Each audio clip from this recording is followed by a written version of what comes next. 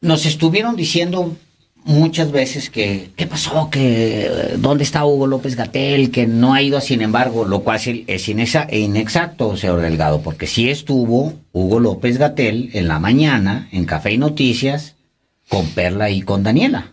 Pues sí, pero está el día de hoy aquí, en Los Periodistas, el ex subsecretario Hugo López-Gatell, aspirante a la candidatura de Morena y sus aliados al gobierno de la Ciudad de México, y le damos la bienvenida, doctor. Muchas gracias, muchas gracias. Bien, gracias por tenerme aquí y también por haberme tenido con Perla y Daniela, con quien tuve una charla muy interesante y muy estimulante. Sí. Lo agradezco. No, al contrario, sí. Aquí tiene su casa. Oiga, pues hay muchos temas, sí. y varios de los temas ya los tocó en distintos espacios. Porque han dado movidísimo. Han dado movido. Sí, no paramos. En no medios. Paramos. Lo cual está bien, porque va a todas. A todas. Yo no le hago el feo a nadie, pero siempre digo mi postura, siempre digo la verdad y siempre digo las cosas con total y absoluta transparencia. Hay una conferencia de prensa donde usted dice, a ver, o así se interpretó, donde usted dice, a ver, ¿cómo que nos están cambiando las reglas aquí? ¿Qué significa eso? Está muy escueto el comunicado de Mario Delgado.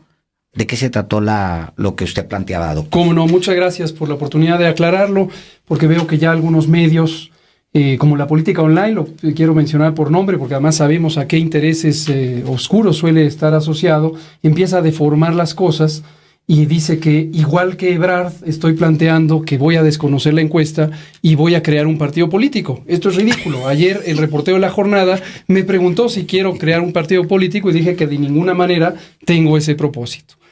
Y también es conocidísimo que tengo grandes diferencias de pensamiento y de conducta respecto a Marcelo Ebrard. Respeto su trayectoria política, pero difiero en muchísimas de sus acciones. Esto es importante porque no debe interpretarse nuestras posturas reflexivas, críticas, analíticas sobre lo que consideramos indispensable de mantener la ética, la esencia ética política del Movimiento de Regeneración Nacional, con el ejemplo que nos ha dado el presidente López Obrador, con su enorme credibilidad que está basada precisamente en una conducta intachable, honesta y cercana al pueblo. Y esa es nuestra guía, esa es nuestra referencia, y eso es lo que nosotros emulamos con nuestra actuación. No debe interpretarse como una actitud rijosa o caprichosa, rupturista, o que nos preocupa quedar en un mal resultado y queremos buscar una vía alterna o un cortocircuito para llegar a una posición política. Esto sería absurdo, sería no conocer quién es Hugo López-Gatell y quién ha sido en 54 años. Nosotros no estamos planteando eso. Ni nos vamos a parecer a Ebrard, ni nos vamos a parecer a cualquier otro compañero que en alguna elección estatal haya roto con el partido o con el movimiento. Nosotros respetamos al Movimiento de Regeneración Nacional, consideramos que la unidad de propósito es indispensable, no le vamos a dar gusto a la oposición conservadora de ver fracturada o debilitada a la transformación, de ninguna manera.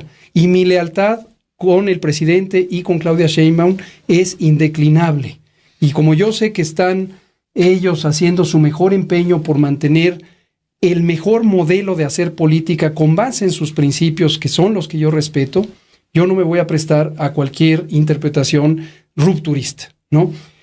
Ayer efectivamente convocamos nuestra plataforma de trabajo, que la hemos denominado Humanizar la Ciudad, porque este es el lema central de nuestra propuesta o nuestra perspectiva sobre la transformación en la Ciudad de México.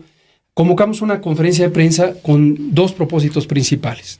El primero, leer o hacer público un manifiesto que les pediría a quienes nos escuchen, lo analicen, lo reflexionen, lo critiquen, lo enriquezcan.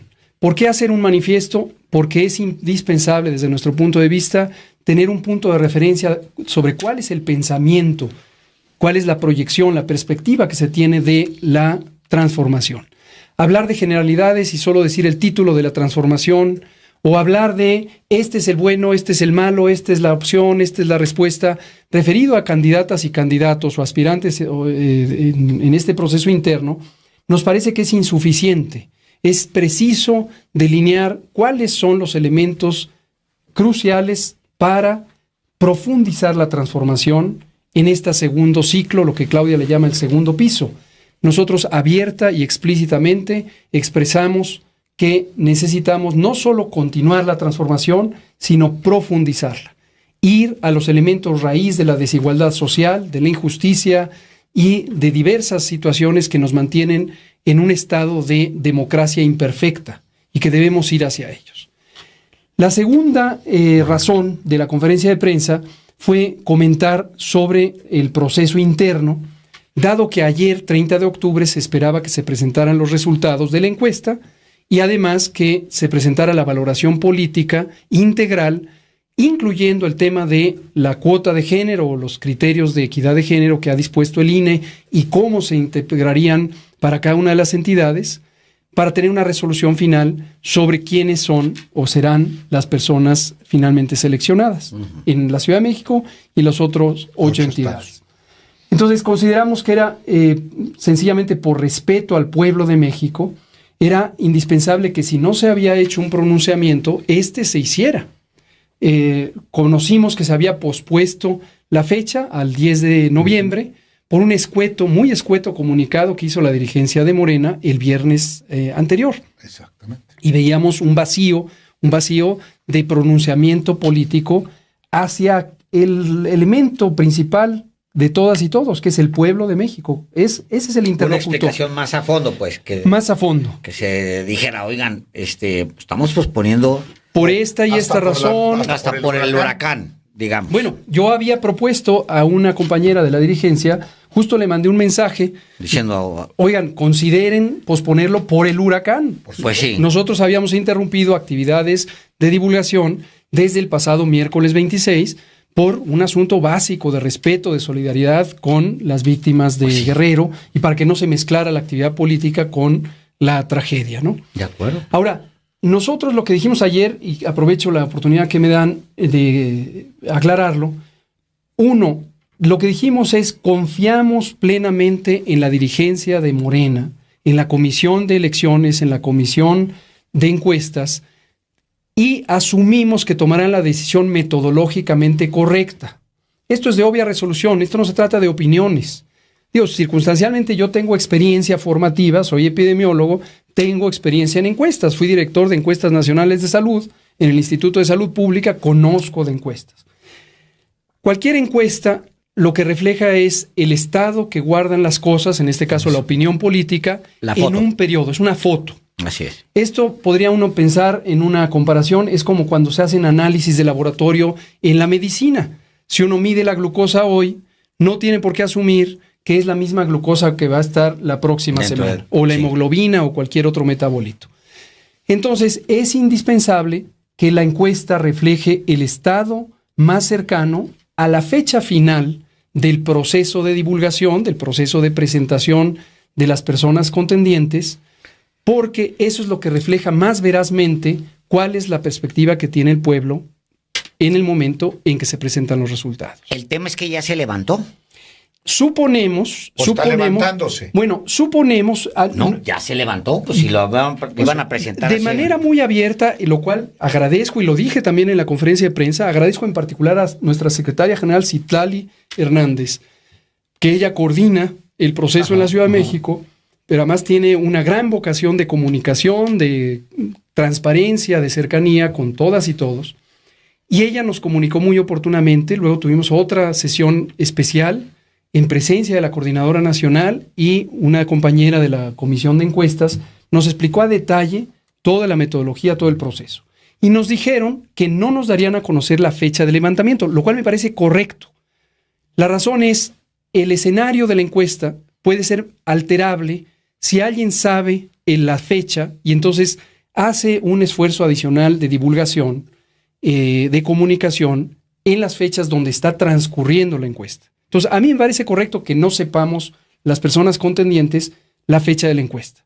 Suponemos, dado que la fecha programada para presentar resultados era el 30 de octubre, ayer, suponemos, porque sabemos que levantar la encuesta se lleva 5 días y analizar 2 y procesarla 1 más, que habría empezado el sábado 21 de octubre. Correcto, ¿no? Correcto. Entonces, en el hace mismo... 10 días. Hace 10 días. Entonces, en la misma lógica, si contamos 10 días al 30. Al 10 de noviembre, y hay 2 días que son especiales o difíciles por el Día de Todos los Santos y el Día de los Muertos, pues suponemos que tendría que empezar el 3 o el 4 de noviembre para que se levantara 4, 5, 6 y 7, quizá 8.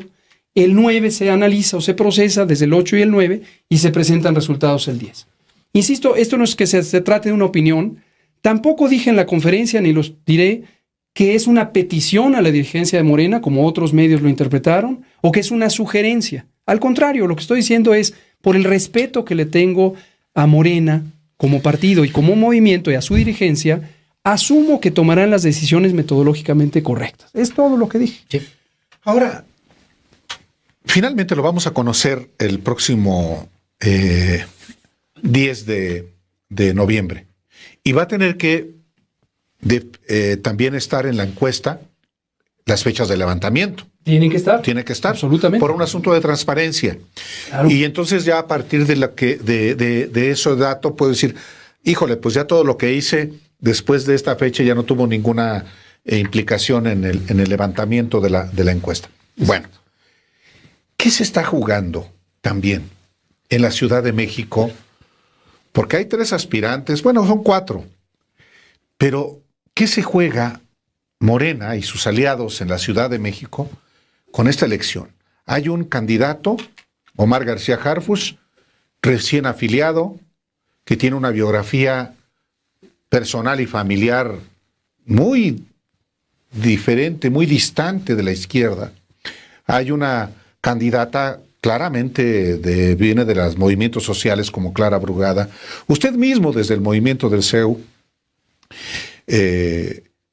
y desde el ámbito público en responsabilidades muy importantes, y una ecologista, Mariana Boy, del Partido Verde, o identificada con el Partido Verde.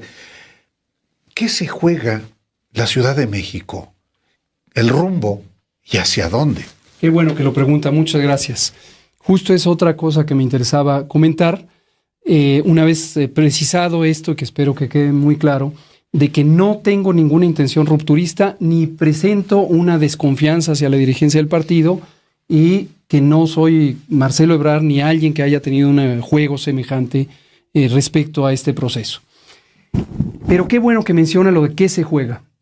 Tenemos una preocupación importante, que también la hemos permeado a lo largo de todas estas semanas. La preocupación va más allá de las personas.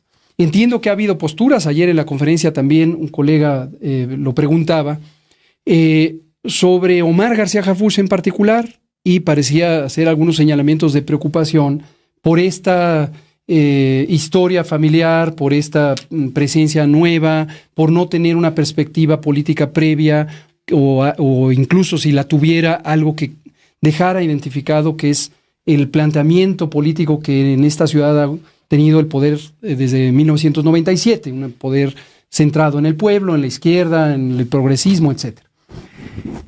También hemos sido expuestos a un planteamiento, muchas gracias, un planteamiento en el sentido de que hay que cerrar filas, hay que tener una unidad, y me han invitado a declinar. Esto quiero decirlo. Desde que empezó el proceso, me han enviado... ¿A favor de García Harfuch? No. Lo que me han dicho, lo voy a decir con toda claridad, como suelo hacer, como bien observaron, en cualquier medio en el que me paro. Y como se lo he dicho al pueblo de manera directa, conforme hemos hecho recorridos de terreno, como debe ser.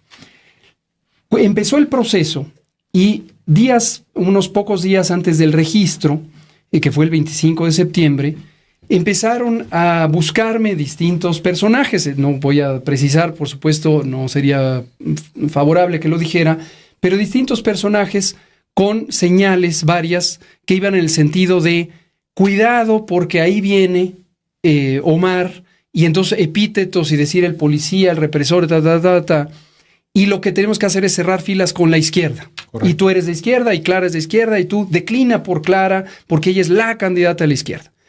Mi planteamiento ha sido, y lo ha sido de manera muy abierta, no veo que haya una lista donde se pongan rangos de izquierdismo, quién es más izquierda, quién es más legítimo, o que haya una lógica de quién llegó primero. Yo soy algunos pocos años menor a Clara, y ella lleva también muchos años haciendo trabajo político que me merece todo el respeto, quiero decirlo, todo el respeto. Clara Brugada, como persona, como lideresa política, sus acciones como funcionaria pública, como legisladora, como constitucionalista en la Ciudad de México, todo mi respeto. Pero algunos compañeras y compañeros, incluso amigos personales, amigas personales, empezaron a presionarme de cómo es posible, tú vas a dividir la izquierda.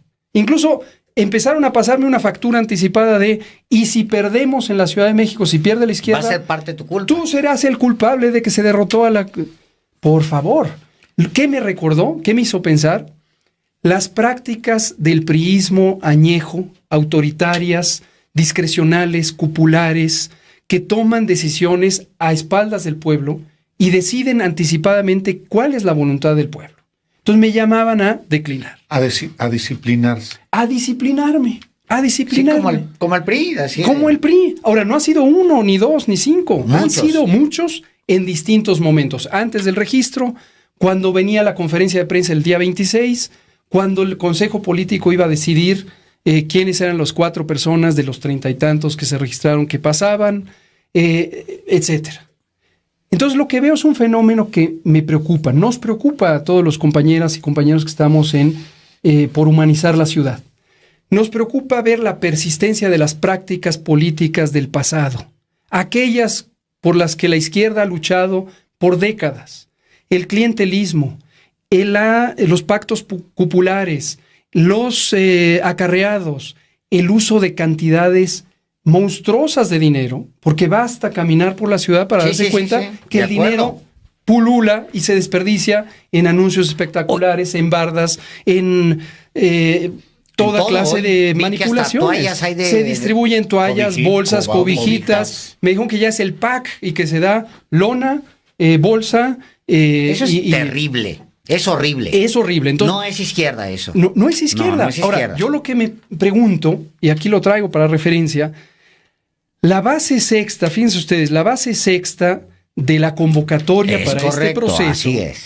Dice, si me permite, es breve, lo voy a leer. No, por favor. Dice, esto es la convocatoria para personas que aspiran a ser seleccionadas para coordinar la transformación en la entidad federativa X. La que yo leo es la de la Ciudad de México. Ciudad de México, claro. Y dice, base sexta, queda prohibido el uso de campañas dispendiosas y anuncios espectaculares, uso de recursos públicos de cualquier naturaleza, intervención de servidores públicos en favor o en contra de participantes, utilización de programas sociales, condicionamiento o coacción en favor o en contra de participantes. Quienes hayan visto publicidad de su persona en cualquier forma deberán deslindarse pública, política, financiera y jurídicamente. Supongo que esto es ir al Ministerio Público a hacer una denuncia. De cualquier campaña dispendiosa. Ejemplos espectaculares, pinta de bardas, lonas, etc.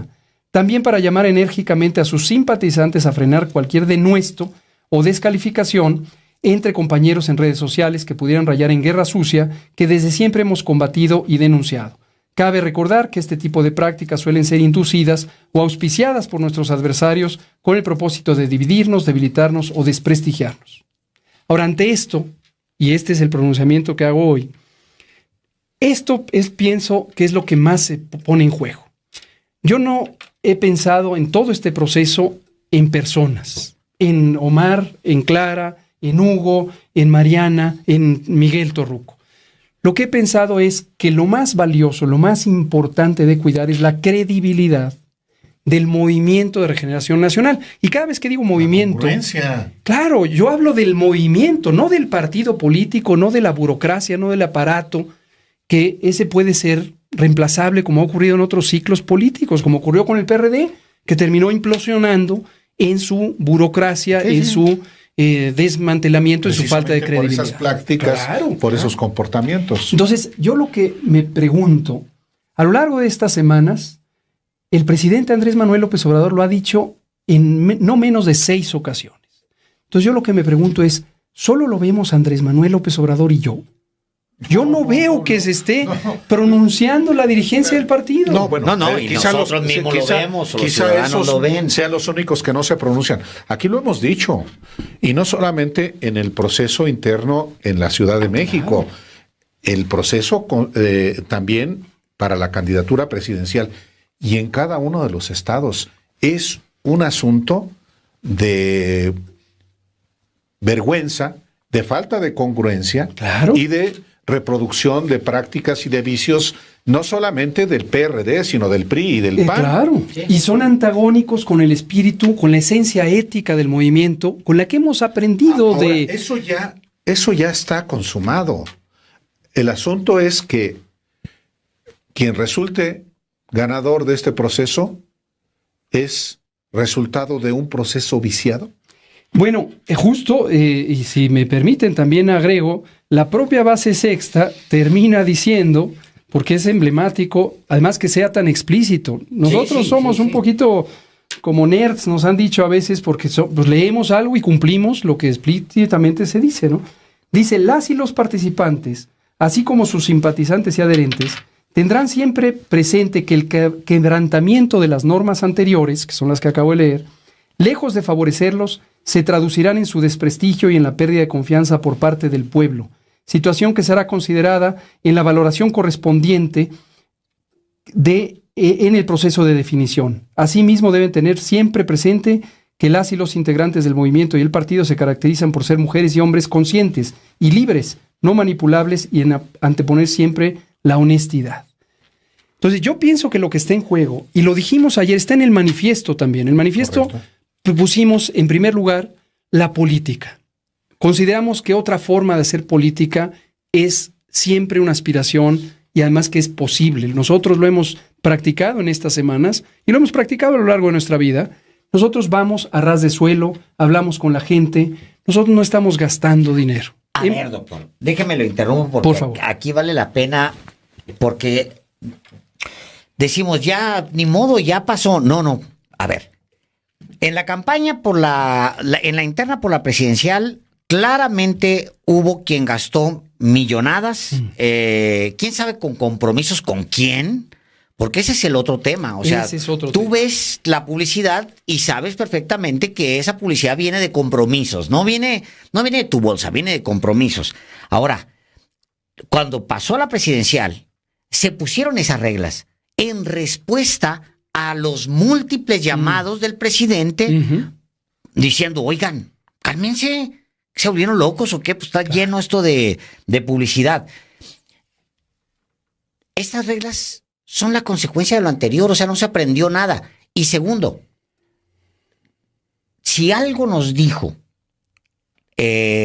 Fernández Noroña, los números de Fernández Noroña, es que es posible hacer una campaña modesta y tener un reconocimiento de la gente. Así es. Porque es los números, punto por punto, de Fernández Noroña, es un reconocimiento a la honestidad de él en campaña. Entonces, ¿dónde está el partido? Coincido. Yo respeto mucho a Gerardo Fernández Noroña, siempre lo he respetado, siempre hemos tenido muchas afinidades en el pensamiento y en la acción, pero ahora con este proceso también por eso, porque él se mantuvo íntegro, se mantuvo modesto en sus gastos, cercano al pueblo, y no hizo una campaña efectista que, vamos, a veces parece la publicidad de un producto comercial, como dice el presidente López Obrador, de comida chatarra o algo. Considero que la pregunta clave es dónde está el partido y dónde están también una gran cantidad, por ejemplo, de líderes políticos o intelectuales que han sido referentes morales de la izquierda. Hay varios que en su momento juegan una especie de papel de eméritos. ¿Dónde están? ¿Por qué no se pronuncian y dicen o no quieren ver lo que está ocurriendo? Y entre ellos los que le han dicho a usted, oiga, ¿por qué no declina? ¿Nos va a dividir entre esos? También.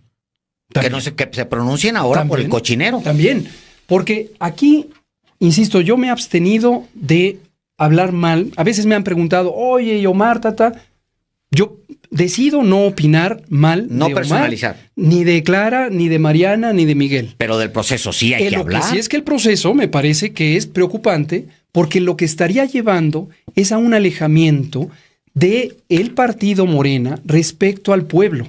Y eso sí pondría en riesgo este proceso de transformación que el presidente con tanto esfuerzo ha ido construyendo y que ha dado ejemplo ético, moral, de conducta. Para nosotros él es el referente. Y Claudia también es la referente en el sentido de que ha mantenido a lo largo de su historia una conducta intachable.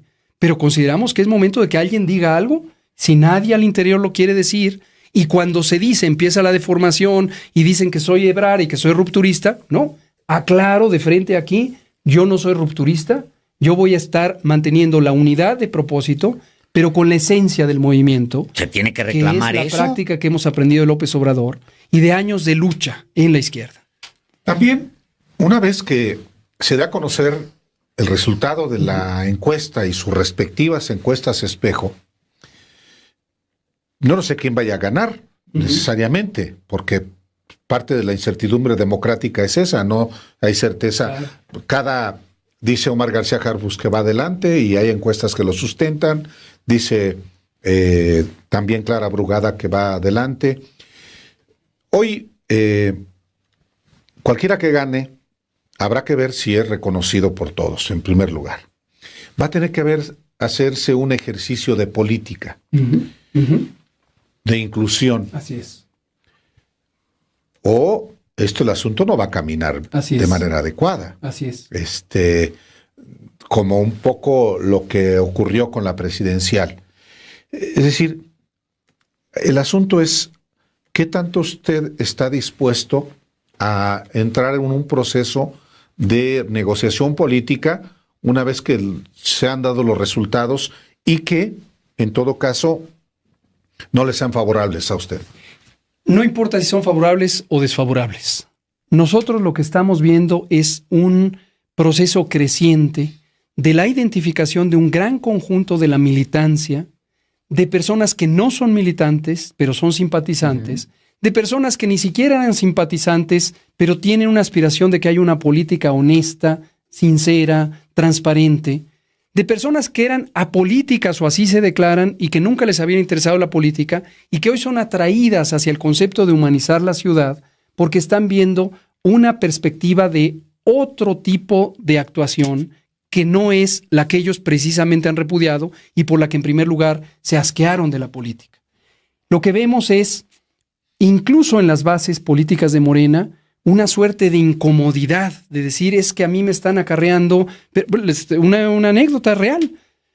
Al inicio tratamos de hacer un esfuerzo territorial eficiente y buscamos a compañeras, compañeros, mayormente son jóvenes, llevan su chalequito guinda con orgullo, etcétera, que están en el trabajo territorial.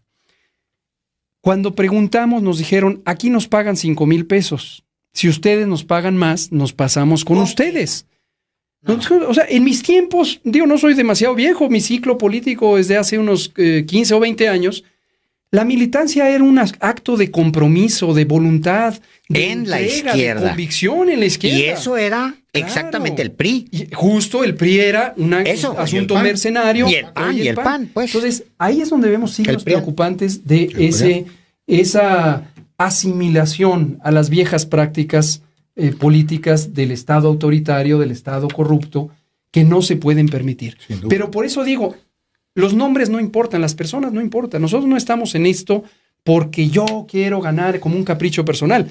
Al inicio, los medios corporativos querían desprestigiarme y entonces me ponían una pregunta repetida que era, ¿usted qué hueso está buscando? ¿Quiere fuero? ¿Quiere fuero? ¿Va por una senaduría para...?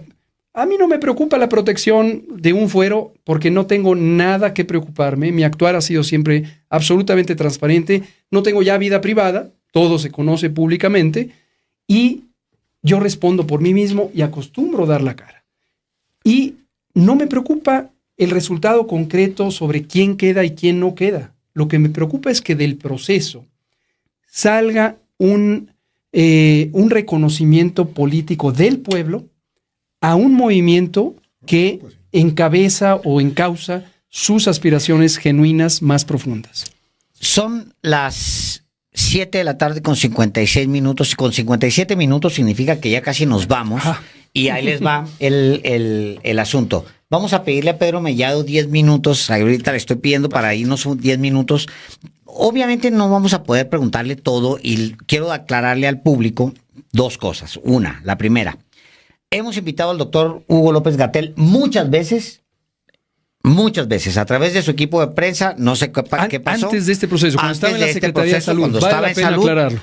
muchas veces. Aquí siempre Sí. se le ha invitado y por Sí. lo que sea, o él o su equipo no decidieron que no viniera Así aquí. es. Y ese es algo que tenemos que aclarar aquí públicamente. Lo vamos a Dos, también el día de hoy llegó con retraso. Sí. Es decir, queríamos tenerlo aquí como hemos tenido a todos, Sí. con tiempo largo. Aquí estuvo Clara, aquí estuvo Omar García Harfuch. Omar Sí, García los vi, Harfuch, los vi, los estuvimos vi. una hora aquí perfectamente platicando. Se acabó el tiempo porque échenle la culpa a él. Bueno, échenle la culpa a los 4 bloqueos que hay en la ciudad sobre pretexto de las calaveras y los festivales de Halloween. Este proceso de transculturación que nos está desplazando nuestra esencia cultural prehispánica. 3. ¿Usted es de izquierda? Absolutamente. Bueno, le vamos a regalar Izquierda, que es Eso, el último muchas gracias. libro de estos señores. Y yo le quiero preguntar, no, te interrumpí. Dale. No, señor, no, pues yo estoy acostumbrado. Dale. No, por favor. Es que va a haber muchas preguntas que se queden al aire. Por ejemplo, yo le quería a usted preguntar. Primero quería mucho conocer su política, su apreciación personal con respecto a la prensa, doctor. Con gusto. Porque es complicada. Sí. No lo vamos a resolver ahorita, entonces me voy a guardar esto. Es complicada. Yo tengo observaciones, porque lo reviso, lo analizo. Usted confronta a la prensa. O sea, la confronta permanentemente. O sea, es un... de todos es el anarquista, ¿no? Es el Gramsci. Hoy hablamos de Gramsci justamente. Es el Gramsci de todos. Está en pleito permanente con el mundo, que es...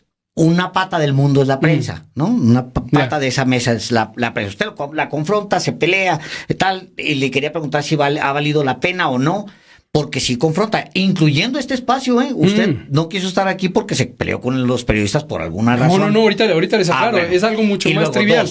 muy bien. Sí, no, es absolutamente trivial. Y luego, segundo tema que yo le quería también preguntar y a ver cuál de las dos cosas puede usted responder, y dejo a Álvaro porque nos quedan 10 minutos. Obviamente, ya preguntarle a esas alturas, si usted le hubiera tocado atender la emergencia, si usted le hubiera tocado atender esa emergencia, habría tomado la decisión, visto a la distancia, de no me metan en COVID. Pero no, eso no es posible, esa es una tontería. Ya usted estuvo ahí y lo hizo. Así es. Pero la pregunta es, Sí. si hay posibilidad, porque es la idea del progreso, en que nosotros digamos, de esto que tomé estas decisiones, hay una que quisiera yo, que creo que pasado el tiempo, pude haber hecho mejor. Ya. Gracias por... ¿Contesto? Pero va a ser bien rápido. Rapidísimo. Una de las dos. Bueno, y luego Es medio rollerón, ¿eh? Bueno, eso sí. Sí, Llevo sí, 54 años tratando de ser breve. Mis amigos me conocen porque digo, seré breve. Y dice, uy, aguas, ahí viene. No, A ver. Bueno, primero, no estoy en contra del mundo, no estoy confrontando al mundo. Estoy confrontando la mentira, la simulación, la arbitrariedad, la injusticia, la perversidad en contra de los desposeídos, la marginación. Eso estoy sistemáticamente confrontándolo orgullosamente y lo seguiré haciendo, espero que indeclinablemente. Confronto a la prensa, no es toda la prensa. En México, tristemente, como en la mayoría de los países, tenemos un gran aparato de propaganda de los poderosos, del poder económico, que manipula las ideas de la gente a partir de deformar la información, de sembrar mensajes que se propaguen aun cuando no tengan un sustento de evidencia, etc. Por el trabajo que hice de vocero, además del trabajo de coordinación de los esfuerzos técnicos de respuesta al COVID-19, me tocó ser blanco de ataques múltiples de la prensa. Pero yo con serenidad, como lo hice 451 veces, con mucho gusto vuelvo a explicar lo que considero que pudiera no haber quedado claro. Entonces, sí me ha ocurrido, ahora que estoy en esta contienda interna, que fui a los medios corporativos, como se dijo, yo no le hago el feo a nadie, A los que me quisieron recibir, me recibieron, Ciro Gómez Leiva, Pepe Cárdenas, Carmen Aristegui, René Delgado, etcétera, W Radio. Cuando quisieron atacarme, cuando quisieron minimizarme, cuando quisieron deformar lo que yo dije, cuando quisieron sembrar una verdad construida en los despachos de asesoría política del conservadurismo, pues les aclaré que no iba por ahí y les hice ver, con el ánimo de que algún día pudieran iluminarse, cómo ellos están al servicio de este poder económico para seguir sembrando la verdad de un grupo que está enquistado en la corrupción y en el dominio de ese poder para someter al poder público y la voluntad popular, ¿no? Con ustedes no tengo nada en contra y rapidísimo les cuento la anécdota demostrativa, espero que sea muy demostrativa. Yo me enteré que ustedes me habían invitado, no por la Oficina de Comunicación Social de la Secretaría de Salud, sino porque mi mamá es aficionadísima a ustedes, los ve todos los días religiosamente. Gracias. Y me dijo, mi madre, que espero que nos esté viendo ahora, sí, me dijo, mi Hugo, ya están diciendo que eres un arrogante, que no te quieres parar por ahí. Entonces fui a la Oficina de Comunicación Social, no voy a decir la persona, pero le dije, oye, ¿qué sabes de esto? Me dicen que me han invitado en varias ocasiones. Y la respuesta fue, sí, pero no lo dimos como prioridad. Entonces, declaro que no tengo ninguna culpa ni ninguna intención de no venir aquí y estoy honrado de que hoy me reciban. No, hombre, y por supuesto me encanta platicar con ustedes. Y se entiende, porque sí, arrogante sí es ser, pero señor. Y aguas, ¿eh? Exacto. No, digo, es bueno platicar pasada ya la emergencia, pero pues hemos observado y siempre desde que comenzó la emergencia, indiscutiblemente hemos dado un seguimiento como periodistas que somos y que buscamos ser, obviamente, porque lo hemos sido siempre, diferentes a los muchos compañeros. Ayer mismo hablábamos del periodismo militante. ¿Por qué digo periodismo militante? Pues claro, hay un periodismo militante en México, hegemónico, es el periodismo que milita en la corrupción, que milita en la mentira, que milita en la manipulación, pero habrá oportunidad seguramente de hablar más adelante.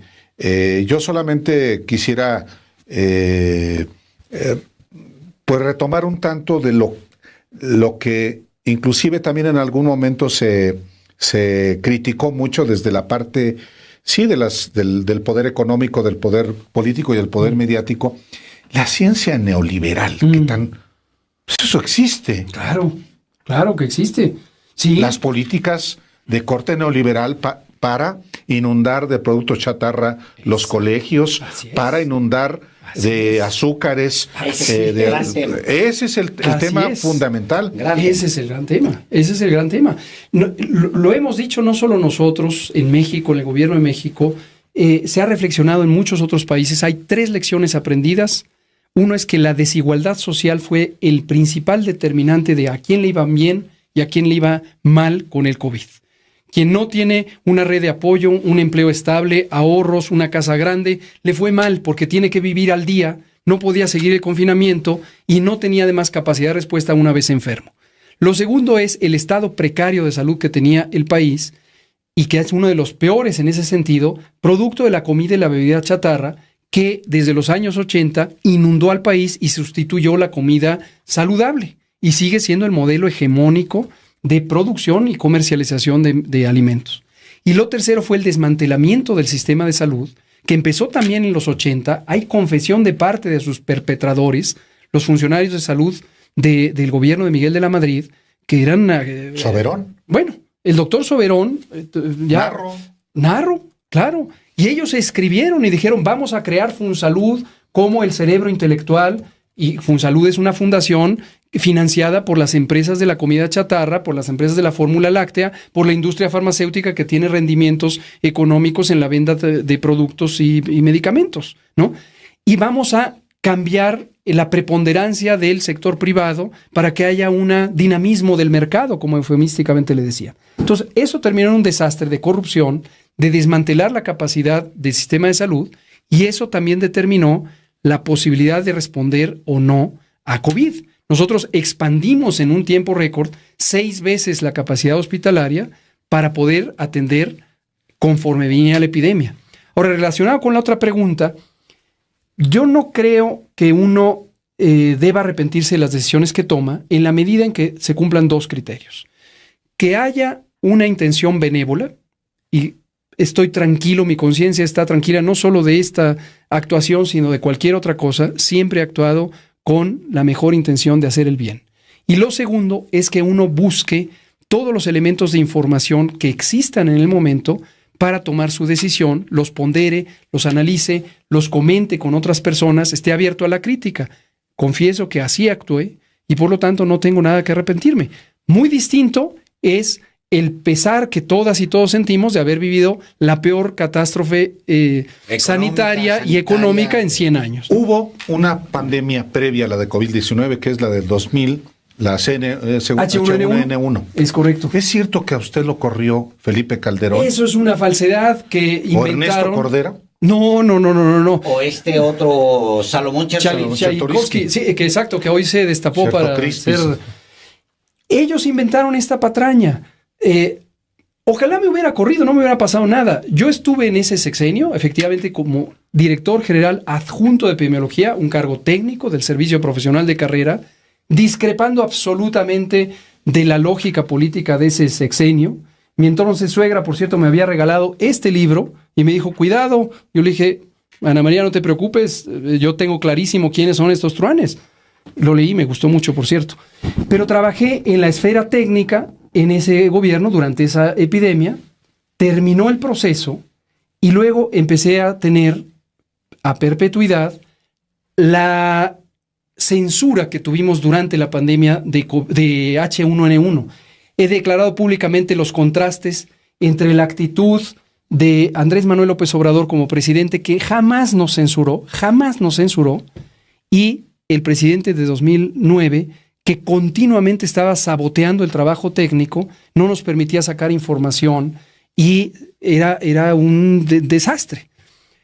Cuando terminó el ciclo y hubo todavía un repunte de influenza en 2011-2012, yo no me podía ir y dejar todo tirado. Me quedé, ya estaba Chertorivsky de secretario interino o de secretario de salud, y decidí quedarme por responsabilidad hasta abril de 2012, tiempo en que al día siguiente empecé a trabajar en el Instituto Nacional de Salud Pública, porque me invitó el que entonces había sido mi jefe y a quien respeto, el doctor Mauricio Hernández Ávila. Con ganas de seguirle, bueno, pero... había muchas dudas. Mira, claro. una parte que nos vamos a dejar por ahí porque sí vale la pena desarrollar. Por favor. Yo recuerdo mucho que toca Álvaro en este último planteamiento, que ya no lo vamos a poder plantear, pero más allá de la coyuntura política, lo invitamos para platicar sobre políticas Muchas públicas. Gracias.